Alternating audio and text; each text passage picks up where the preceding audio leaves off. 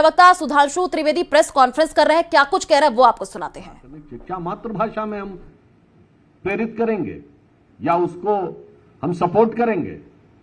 अब इन्हें 75 साल के बाद अंग्रेजी शिक्षा याद आ रही है।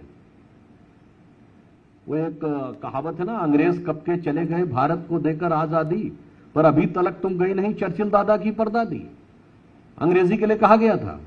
और उससे ज्यादा महत्वपूर्ण बात यह है कि राजस्थान का मुख्यमंत्री कह रहा है, वो अशोक गहलोत जी का वो आपको सेंटेंस याद है कि अच्छा दिखने और अंग्रेजी बोल लेने से कोई समझदार नहीं हो जाता है। याद है ना किसके लिए बोला था? अपनी पार्टी के नेता के लिए बोला था ना। तो मैं याद दिलाना चाहता हूं अशोक गहलोत जी को कि साहब अंग्रेजी बोलने से आदमी समझदार नहीं हो जाता है। अब आज आप कह रहे हैं अंग्रेजी माध्यम के स्कूल खोलेंगे, तो आप अपना मजाक उड़ा रहे हैं या राजस्थान की जनता का मजाक उड़ा रहे हैं? ये उन्हें स्पष्ट करना चाहिए। ये कांग्रेस की गारंटी की असली हकीकत है। दूसरा, इन्होंने कहा साहब फ्री लैपटॉप बांटेंगे। अभी तक स्थिति है कि पिछले सरकार में इन्होंने कहा था 93,000 छात्रों को लैपटॉप का वितरण करेंगे। कितनों का हुआ? अभी तक तो हुआ नहीं।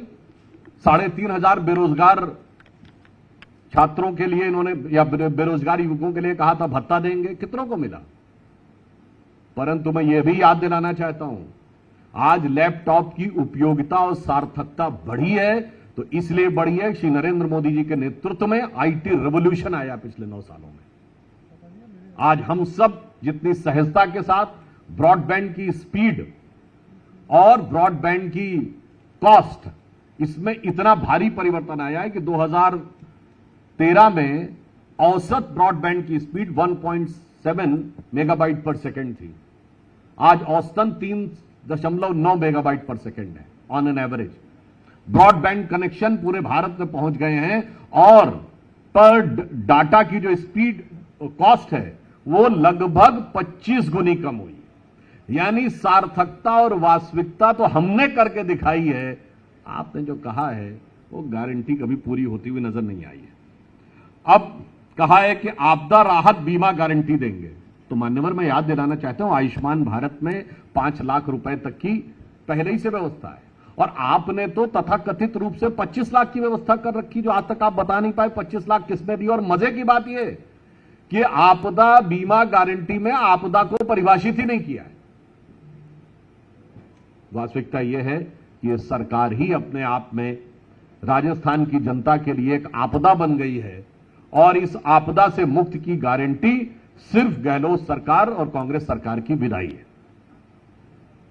अब इन्होंने कहा कि गृह लक्ष्मी योजना, तो मान्यवर महिलाओं के लिए किस प्रकार के कार्य हमारी सरकार ने, मोदी जी की सरकार ने करके दिखाए हैं, इसमें कहीं कोई किंतु परंतु या संशय नहीं है।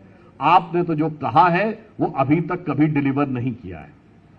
इन्होंने कहा कि 500 रुपए पर गैस सिलेंडर देंगे। अरे तो उज्ज्वला योजना तो मोदी जी ने 2014-15 में लागू कर दी थी, उसी को आप बदलकर घुमाकर देने का प्रयास कर रहे हैं। ये आपकी उसकी हकीकत है।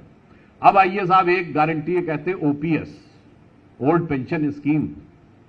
मैं याद दिलाना चाहता हूं कि 10 साल आपकी केंद्र में सरकार रही और उसके बाद से 10 साल पूरे होने को आ गए राजस्थान में रहते हुए, तो ये इतने दिन में याद क्यों नहीं आया? तो हुजूर आते आते बहुत देर कर दी। ये फिर इस बात को दिखा रहा है कि आपके मन में इन चीजों को लेकर कोई ईमानदारी नहीं है। हिमाचल और कर्नाटक में जहां आपकी सरकारों ने यह प्रयास किया, वहां सत्ता में आने के बाद उनके सुर बदल गए। इससे बहुत साफ है कि आप लंबे समय सत्ता में रह के जो काम नहीं किए, अब चूंकि आपको गारंटी दिख रही है कि सत्ता में वापसी नहीं आनी है, तो यह करने का प्रयास कर रहे हैं। अब मैं आपको बताना चाहता हूं कि यहां की सरकार कौन कौन सी 7 गारंटी पक्की हैं कांग्रेस के द्वारा, जो इन्होंने पिछले 5 साल में किया है। नंबर 1, पेपर लीक की गारंटी। वैसे तो ऐसा कोई संभावना नहीं है, पर कभी अगर ये आ जाते तो क्या होता? पेपर लीक की गारंटी। नंबर 2, महिलाओं पर अत्याचार की गारंटी।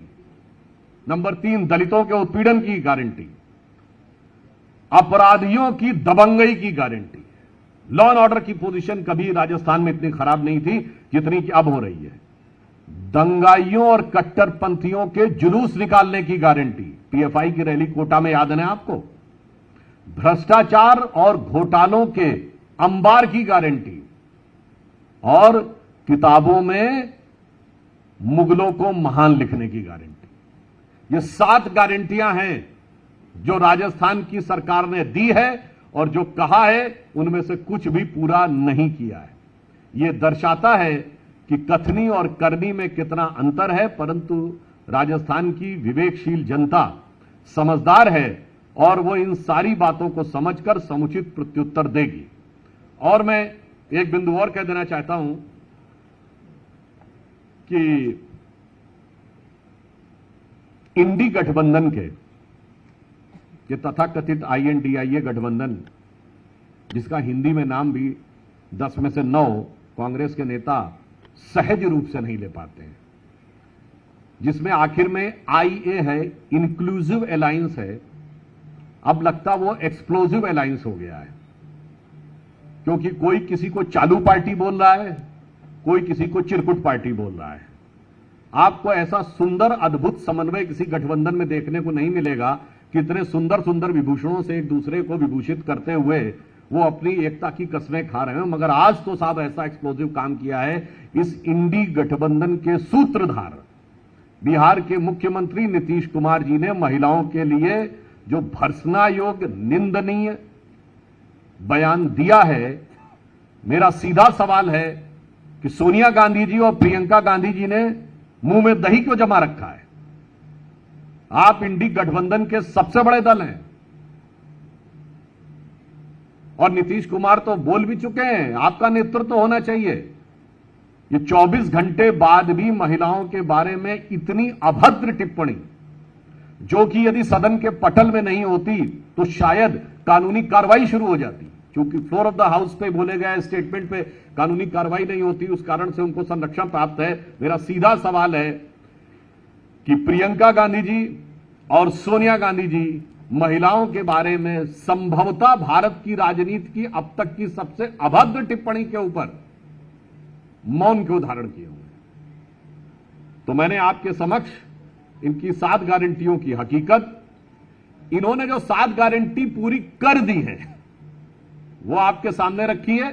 और आज हमारा सीधा सवाल है कि इस ढंग के सवाल जवाब, इस ढंग का वक्तव्य बोलने के बाद भी कांग्रेस पार्टी ने चुप्पी क्यों साध रखी है? धन्यवाद।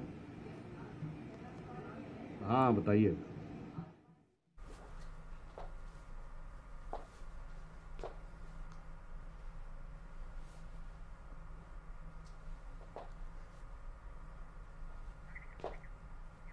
तो चलिए रुक करते हैं अगली खबर।